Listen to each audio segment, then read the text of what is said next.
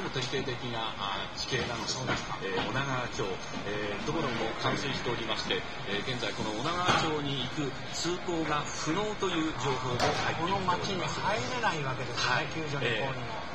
ということはここも上空からの捜索救助ということにとりあえず今日なりそうですかね。そうですね。今人が歩いている姿、昨日のこれ午後ですか。これは昨日の映像です、ね。昨日の午後の映像で人が歩いている姿が昨日の女川町の映像です。